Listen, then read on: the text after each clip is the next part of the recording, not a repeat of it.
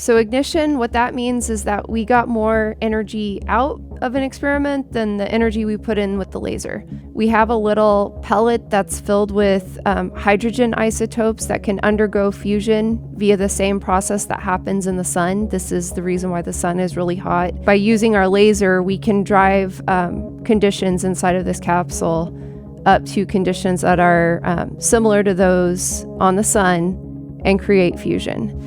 It's a generational achievement, I should say that too. So for many of us, we look at it and we're like, okay, this is probably the single biggest scientific achievement that's going to happen in our lifetimes, at least in terms of physics. I think there's been other breakthroughs in other fields, but for us, this is a really big deal. Hello, everyone, and welcome back to Go for Launch. Today, Cam McKenzie and I are joined by Heather Whitley, who's the Associate Program Director for High Energy Density Science at the Lawrence Livermore National Laboratory. Welcome, Heather. Thank you, Audrey. Can we go ahead and get started by having you tell us what it is that Lawrence Livermore National Laboratory does? What is its mission, and how does that help it play such an important role in scientific research? And maybe also for those of us who are less familiar with the National Lab system, could you tell us how it fits into that larger system? Sure. So Lawrence Livermore National Lab is one of the National Nuclear Security Administration labs. Our primary mission is ensuring the safety, security, and reliability of the U.S. Nuclear weapons stockpile. We also support a larger portfolio of science in the national interest, and we are one of many national labs within the system of Department of Energy labs. We partner with many of the other labs around, like Lawrence Berkeley National Lab, Los Alamos National Lab, for example, Oak Ridge. There's lots of others I'm not going to name right now, but basically our job is to do the science and technology development that the country needs to support national security and energy security in the long run. Cool. Thanks for that overview.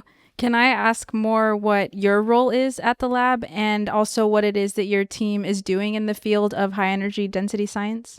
Sure. So my title is Associate Program Director for High Energy Density Science. And I manage a portfolio of experiments that we do at the National Ignition Facility, as well as the Omega Laser Facility at the University of Rochester. Our goal with our experiments is to really understand the fundamental properties of matter and how systems evolve in the high energy density state, which means really, really high pressures, essentially. You can get to high pressure either through having very high temperatures or through having high densities.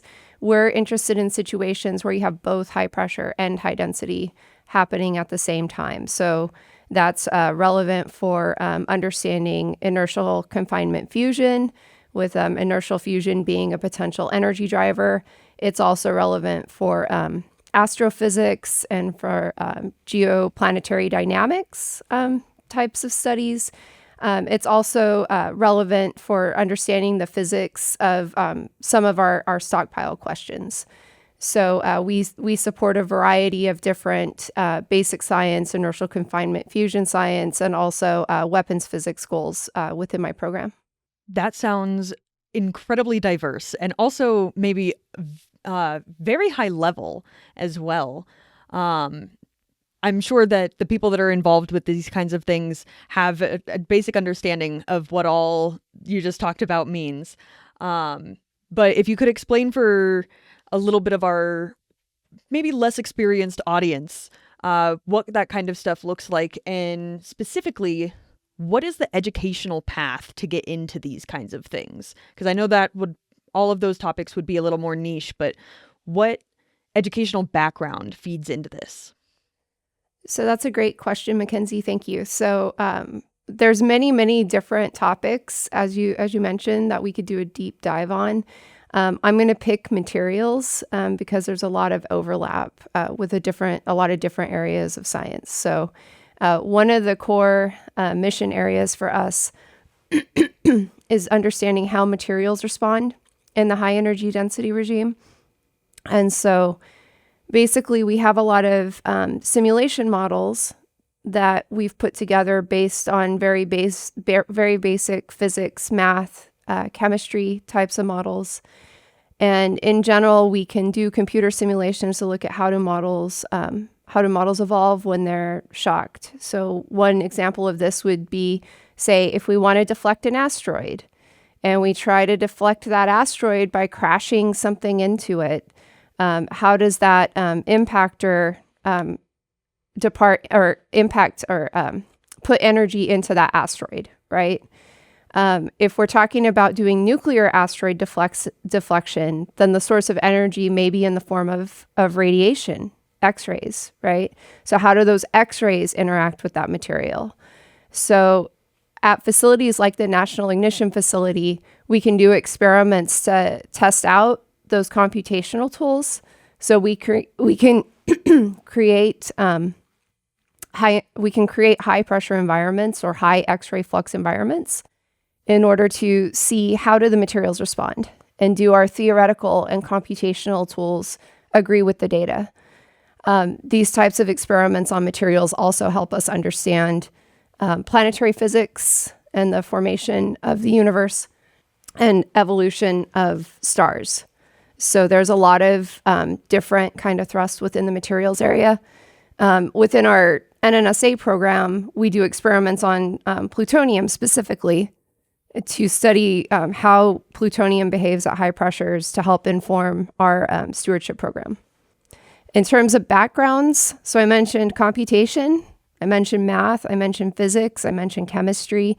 There's also engineering. There's also optics and laser development. There's electrical engineering, probably some chemical engineering when it comes to making some of the materials we need to drive the experiments.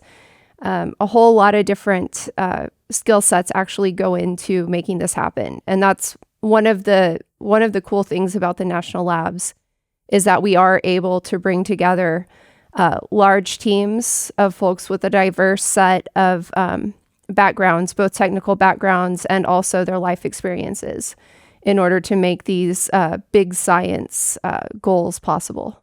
Fantastic. It sounds like there's an opportunity for everybody at these kinds of places, which is always exciting.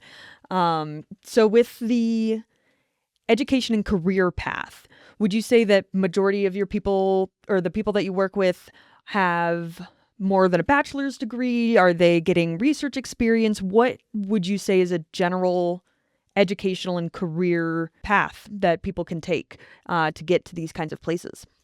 Sure. So many of our scientists have doctorate degrees, PhDs. Some of the folks who work in engineering and in computation generally will have like a master's degree or a bachelor's degree. We recruit very heavily from our internship programs and our postdoc program. A postdoc is sort of like the first job that you get after you do your PhD while you're still sort of developing your skills and figuring out kind of what you want to do long term. We've hired a lot of folks who came into the lab as postdocs, as well as through our internship programs. We also have technician roles, and we even have a machinist apprenticeship program at the lab, for example, to train folks to do machining work that we need for various missions, both at NIF and beyond. So we, there's a large variety of skill sets. I think, if you want to get into physics, usually it's a doctorate degree. We don't have as many folks with master's degrees in either physics or chemistry. In engineering and computation, it's much more common to find master's degrees or bachelor's degrees. And then when it comes to technicians, sometimes it's a certification. Sometimes it's not even a 4-year degree, right? It's a high school degree plus a certification, or high school degree, a junior college degree, and a certification of some sort. That's incredible. So it sounds like not only do you have positions available for every kind of field or field of interest, but you also have opportunities for people in every kind of level in their either education or career experience as well. Specifically within those entry-level roles or the early career engineers and scientists at your lab, how do these positions help people grow in this field? Are there professional development opportunities? What do you guys offer? Sure. So internal to the lab, a lot of the work that we do is very niche, and we're the only place that does it. So much of our training for our staff is actually done in-house. Some of those skill sets are transferable, although we don't make it our goal to train employees so that they can leave for other industries, right? But we have a pretty extensive training program in terms of the different types of roles. I mentioned the machinist apprenticeship program. Within the scientific fields, our internships range from sort of summer internships where someone comes in and is paired up with a mentor and a team just for the summer, and then they go back to their studies at the end of the summer, to sort of ongoing programs where we actually have students that are partnering with the lab to do their PhD work. And oftentimes they'll have a mentor at their home university as well as at the lab. Within our postdoc program, our goal is to provide our postdocs with an enrichment experience for their own education that enables them to pursue a career either at the lab or outside the lab.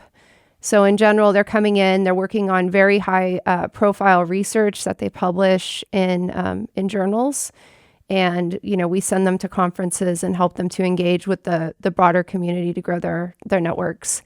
In terms of career development, I think one of the things that's very important is developing sort of interaction skills and leadership skills. So turns out we focus in STEM education a lot on the STEM part of it, right? The math and the science part, but we're all people and we're all going to work together, right? So it's very important to make sure that we develop our staff to interact effectively as teams too. So we offer opportunities for junior employees to pursue leadership roles either within broader projects or on their own, sort of proposing research internally at the lab to get funded through our laboratory directed research and development program, for example. What are some of the key skills, both technical and non-technical, which one of them you already answered, that makes someone a strong candidate for working in high energy density science at a national lab? Sure. So we've covered a lot of the technical skills. So I think for me, I look for folks who really want to be a part of a team, work together as a team to pursue goals. We want to promote individual accomplishments as well. But again, we're in the business of big science. And that means bringing everyone together, as a team to contribute to the goal. I look for folks who have an innate curiosity in the world around them. So in particular, when we're hiring, within my program, most of the folks that I see firsthand are the PhD level employees. And, we hire them with the expectation that they will come in and question why do we do this way? Is there a better way to do this? How could we improve? So those are sort of the personality characteristics. I think an openness to learning, a commitment to continual education, lifelong learning, openness in their overall sort of approach to work is how I would put it. And then with respect to interaction skills, many of the folks who are coming straight out of grad school or maybe even from a postdoc haven't really interacted with the size of teams that we tend to have here.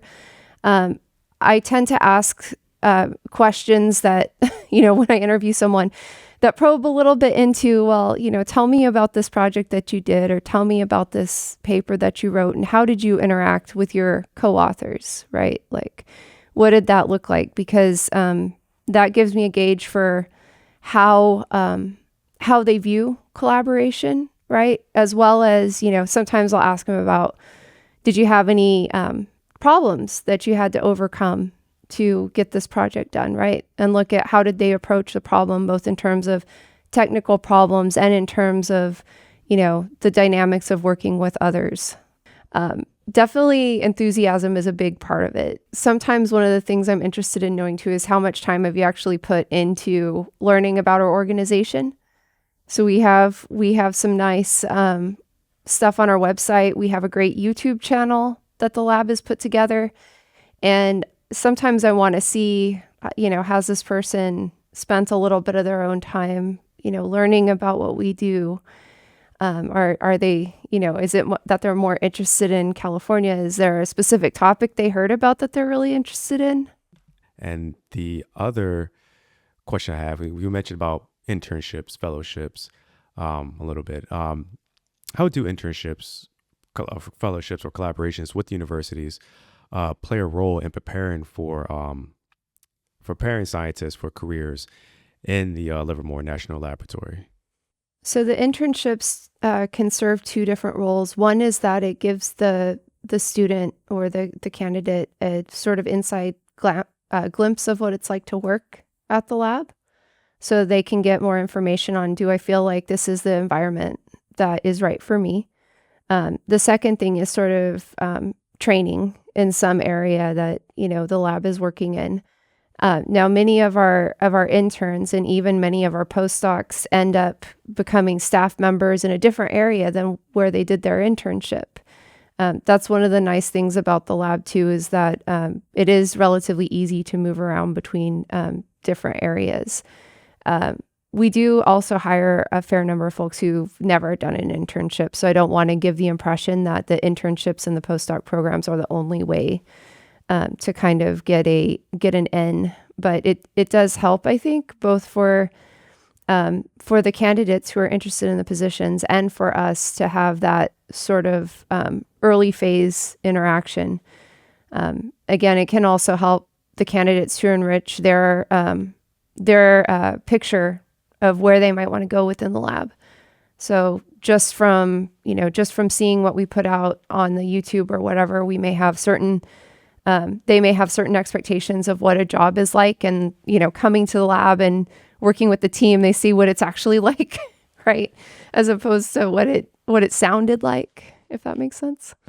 I mean, one example would be if, let's say someone wanted to do experiments at the NIF and they applied for a job to be a designer, and then they found out that doing design work means you're going to sit at your computer and run simulations mostly. Like, yeah, you'll get to go over to NIF, but you're not going to get to turn screws or put things together, right? At least not usually. So if you really wanted to do that hands-on job, then maybe that wasn't the right job to apply for, right? So getting a better picture of what the different roles are, I think can help as well. Switching gears a little bit, we wanted to ask too about something that the NIF achieved in 2022. This was the fusion ignition. And that just sounds very cool. As someone who is not familiar with this field, that combination of words I just think is really exciting. So could you give us sort of an overview of what that means and what might be next for NIF? Sure. So ignition, what that means is that we got more energy out of an experiment than the energy we put in with the laser. So just to describe briefly how this works, we have a little pellet that's filled with hydrogen isotopes that can undergo fusion via the same process that happens in the sun. This is the reason why the sun is really hot and emits a lot of light that reaches the earth and basically gives us life on Earth. So by using our laser, we can drive conditions inside of this capsule up to conditions that are similar to those on the sun and create fusion. And we did it for the first time in the lab back in December of 2012. And the reason why that was a huge achievement is because it's just very, very hard to reach those conditions without being a star or having a nuclear weapon, a nuclear explosive device of some sort. It's very hard to reach those conditions in the laboratory. So for us, we're excited because it gives us a new area of sort of, nuclear physics that we can investigate at our facility, right, using those ignition platforms. For the broader community and for the world as a whole, it's a first proof of principle in terms of having a fusion reaction that produced more energy than the energy that was put into it. So it's sort of like it sparked a lot more interest in the fusion energy sector, and there's a lot of both public and private industry looking into that now. it's a generational achievement. I should say that too. So for for many of us, we look at it and we're like, okay, this is probably the single biggest scientific achievement that's going to happen in our lifetimes, at least in terms of physics. I think there's been other breakthroughs in other fields, but for us, this is a really big deal. You mentioned that this essentially means that you're getting more energy out of the experiment than what you put into it. This might be a poor question, but how does that not violate the laws of energy conservation? So that's a great question. So there's energy stored inside of atoms. So inside of the nucleus, there's energy stored, and essentially Einstein's theory of relativity gave us the basis for understanding that it looked like there was energy stored there, because we would see that, the daughter products of a fusion reaction, the mass isn't quite conserved compared to the reactants, right? So if you have a deuterium and a tritium ion or nucleus, the total mass of those two things is slightly higher than the mass of the alpha particle or the helium nucleus that's produced when they undergo fusion. And that energy or that mass that is lost essentially comes out in the form of energy in the form of an energetic neutron that comes out. So this is how we have energy coming out, more energy than what we put in. And when I say energy that we put in, I just mean the laser energy delivered to the target. It actually takes a lot more energy, electrical energy, to create the laser beam than what the laser actually delivers to the target. So for this to be a viable energy source, we also have to overcome that factor in energy. Was that an accessible answer? Yes, absolutely it Okay. was. And I'm very glad to hear that you have not broken the laws of physics. Otherwise, this should be way bigger news. That's exactly what I was thinking. Yeah. Yeah, that would have been cool.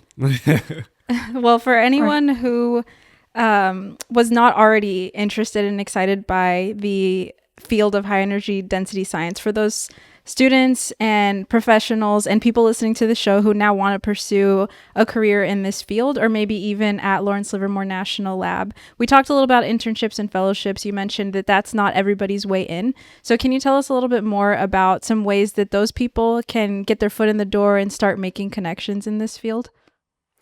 Sure. So I think there's a number of universities throughout the country that have interest in this field. Just off the top of my head, I'm thinking about UT Austin, University of Rochester, University of Michigan, most of the UCLA schools, almost all of the University of California. I don't know why I'm stuck on UCLA.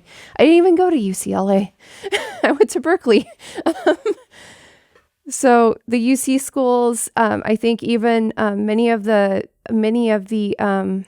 schools that have traditionally had sort of laboratory astrophysics programs, we have a good intersection with.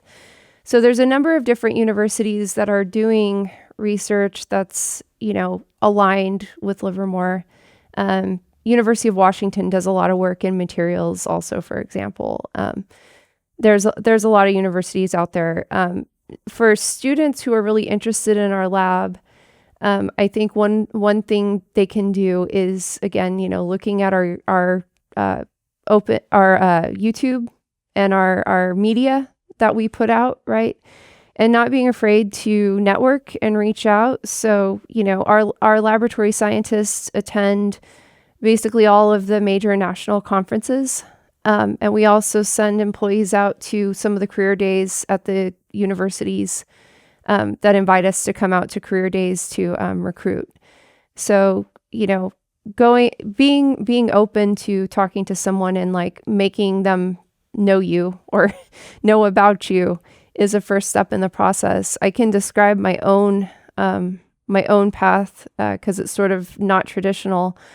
I had no intention necessarily of going to work at a national lab when I went to school. I didn't know anything about high energy density science. I didn't even know it was a topic. I did my undergrad degree in chemistry at New Mexico State.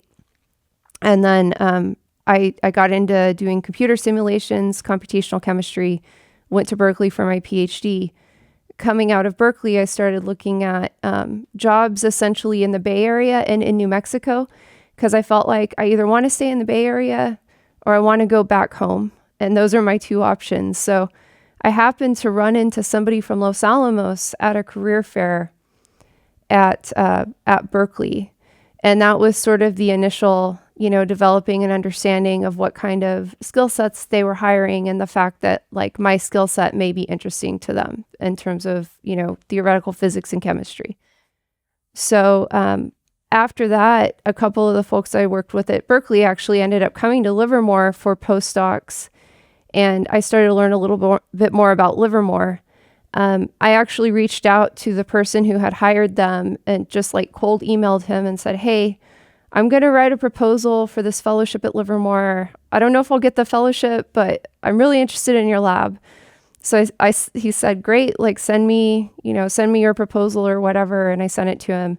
And he still had an opening for postdocs in his group. And so he had me apply. So I came here to do computational chemistry, essentially.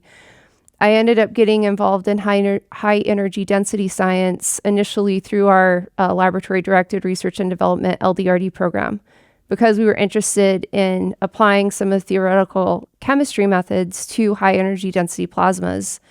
And so I sort of came in as someone who had a background in quantum mechanics to work with the plasma physics team. And that was really my foray into HED science. I mean, to be honest, like I came here, they were building the NIF. It was almost finished. It was 2007. NIF was completed in 2010. I didn't even know that NIF was being built when I came to the lab. And, the part of the reason I share this story too is because I think one of the things that's been really helpful in terms of navigating my own career, and I realize some of it is luck and being in the right place at the right time, but just having that openness to new ideas and getting into something that you may not be the expert in, or you may feel like there's a tall learning curve. Just knowing that everyone started in your shoes at some point, and if you're committed to it, you'll come up the curve and you'll get there. It just takes a little bit of time. So flexibility is good, and also not being afraid to put yourself out there and network. Cool. It's really cool to hear your path to where you've gotten, and that reminder that, there's power in networking, there's power in being curious and open. And yeah, thanks for sharing your path and for the insights that you have for other people who might be interested in following a similar journey. Of course. So what's next for Livermore? Are you planning to break the laws of physics in the future, or? We're not planning on breaking any laws, physics or otherwise. So we're continuing to pursue higher yields at NIF. So we're working on improving the performance of our current designs. We also are working on a proposal for an upgrade to the NIF. Actually, the proposal to the upgrade is done. We're waiting to see if NNSA approves it so that we can move forward. And basically what we'll do is we'll improve the amplifiers in the laser so that we can get even more energy from the laser. And we think that will give us the ability to do better experiments than what we're doing right now. So we're really excited about that. Beyond the NIF, we're starting to look at what is the next facility that we would want to build. So the NIF was designed to be a facility that would demonstrate ignition for the first time, but we have interest in going up to much higher yields with our facility. We also have an interest in partnering with industry to advance the mission of energy security and, figure out how to make fusion energy a commercially viable source of energy for everyone.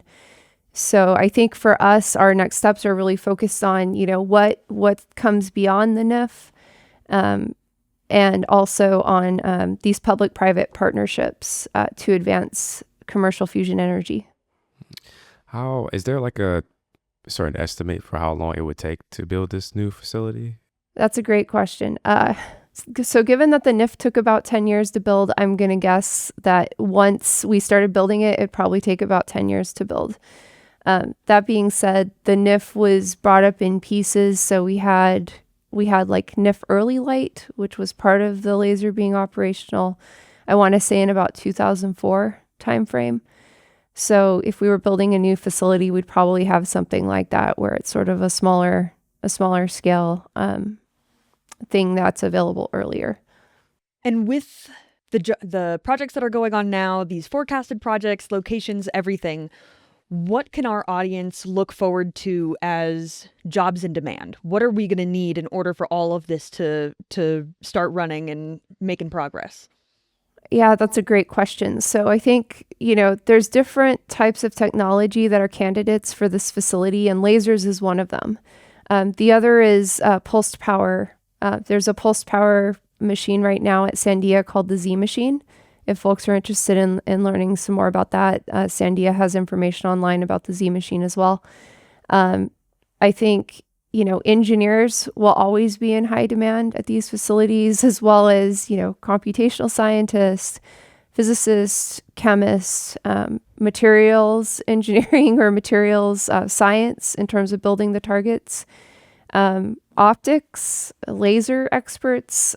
There's a huge number of skill sets that are applicable to this type of work. Basically all the things that I talked about in the beginning, right? Absolutely. Just want to make sure that everybody knows these opportunities are coming and they're for you. Absolutely. Now for our last question, this is the exciting question that we get to ask everybody at the end. What is something that you are personally just really curious about? Something that can be involved with your field or not? Just what keeps you up at night? Oh, so many things keep me up at night. Sorry, that's a little bit too literal of an answer.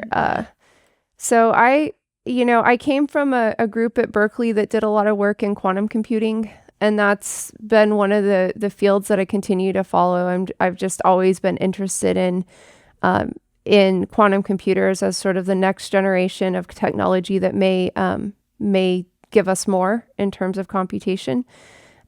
My first love in science was actually astronomy, and I think there's I think there's still a lot out there in the cosmos that we don't know because we can't see it. So I love following NASA and the astrophysics and astronomy community and learning about, what are we getting from the James Webb telescope, and then some of those things actually tie back to fundamental quantum mechanics. And I think, at the end of the day, I'm most excited when I hear like, oh, we did this new experiment and we verified that this principle holds even within this system, or, it looks like there's something else going on. Like maybe we've got this explanation for some process, and now we've got new data that tells us that maybe our theoretical models aren't quite right.